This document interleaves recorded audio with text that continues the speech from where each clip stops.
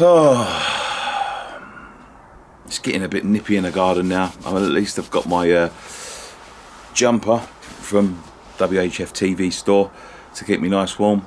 This is not going to be a very fun one, but this is the morning after the game before.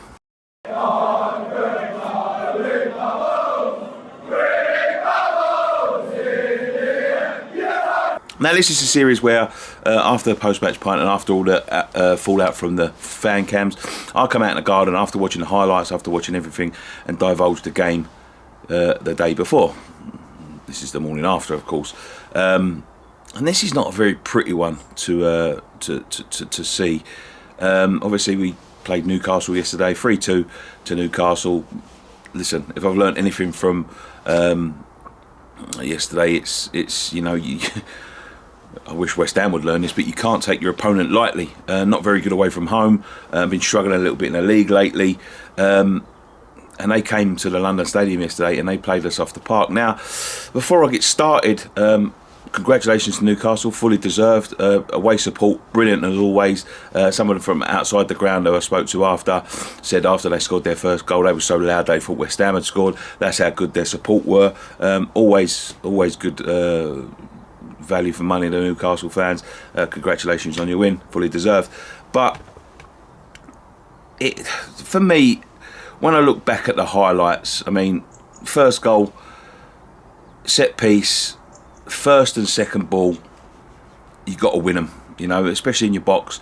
Someone, I can't remember who it was off the top of my head, got towelled over for the first header, put it back across to Noddin, towers over Cresswell. That's desire for me. That's desire. You know, you've got to get at least something on that, you know, at least compete with him. Jumped him off the park. Cresswell was still on the floor. He was, you know, all over the shop. Poor defending. Nothing the goalkeeper much could do about it. But you know, it's a poor goal to concede, especially at home as well. And what I noticed about Newcastle from the get-go, they would have watched the Sheffield United game last week. They would have watched everything that went around the Sheffield United game and the game before that against Everton, and thought to themselves, do you know what? We ain't played well away from home lately. We've got West Ham now. They're not great at home. You know that they can be got at, and that's the worrying thing for me. Teams, you know, after our early season form, we wasn't playing particularly brilliantly, and I thought there was a lot more to come from the squad. I'm a little bit in the mindset now that I don't think there is more to come from this squad. I don't know what it is. It's getting me thinking a little bit about the manager, and the manager for me has got to take a lot of the blame for this. I mean, it's like he picked up the team sheet from Sheffield. It's like the referee came into his room yesterday, said, "Have you filled out a team sheet?" He's completely forgotten, thought, fuck, he's got one from Sheffield United laying about. He went, there you go. That's it. Because I am not a Premier League manager. In fact, I'm not a very good manager whatsoever. Some of the boys from the Ironworks from last week will back me up on that. But I can tell you now that putting Zabaleta up against one of the fastest players in the league in St Maximum was the biggest mistake ever.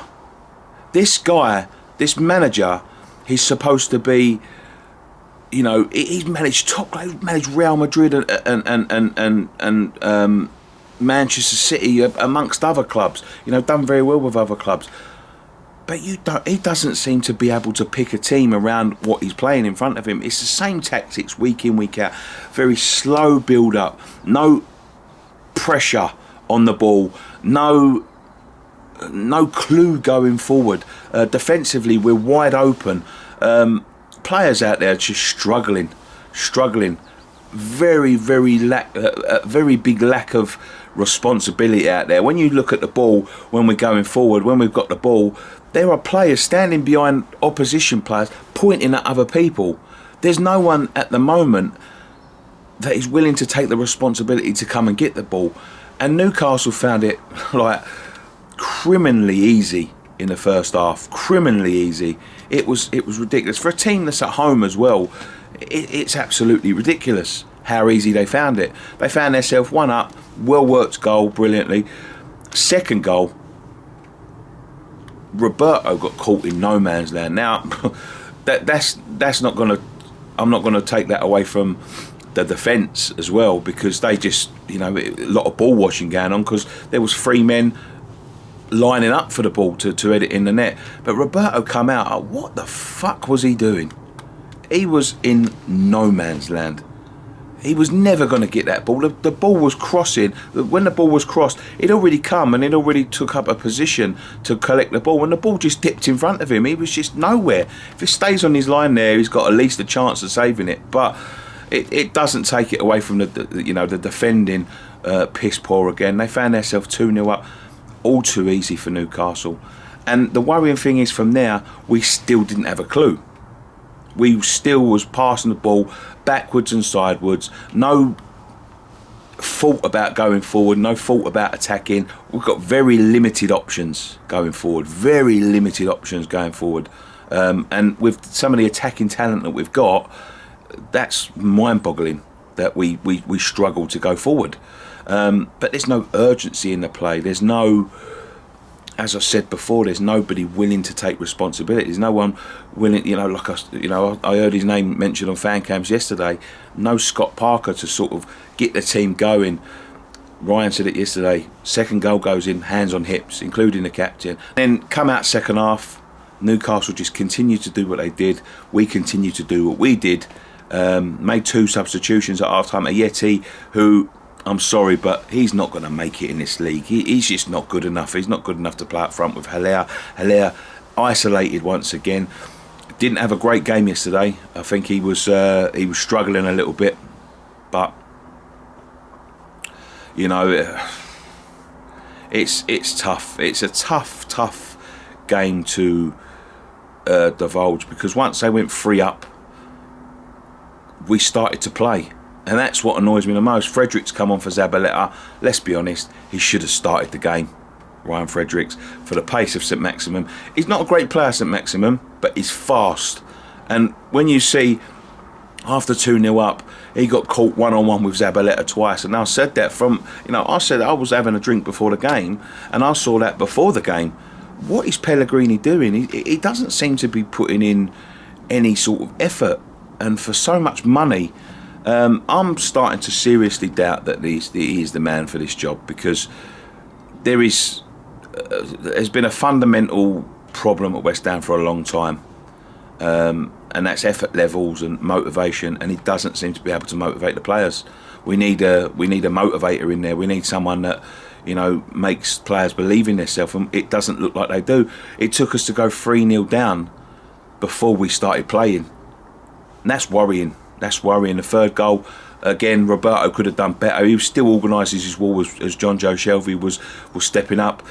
You know, found a bottom corner quite easily. He's got a lot of talent, John Joe Shelvey. It took us from 3-0 down to start playing, and we started playing without fear, without freedom. And I'm wondering whether that fear and lack of urgency going forward is coming from the manager, because he doesn't seem to be allowing these players to play. Once we went 3-0 down, they started coming forward in droves. That's how we need to start the game. That's how we need to start games, especially at home, especially against the sort of so-called lower clubs. We need to start with that urgency. And once we started getting that urgency, we started knocking on the door. We started putting them to task. We got 2 goals back, but it was too little too late. In essence, a shit show yesterday, and we need to do better. I personally think the manager need to have a look at the manager situation. Will they sack him? Probably not, because they haven't got the money to sack him, probably. But need to do better, West Ham. Thank you very much for joining us on this video.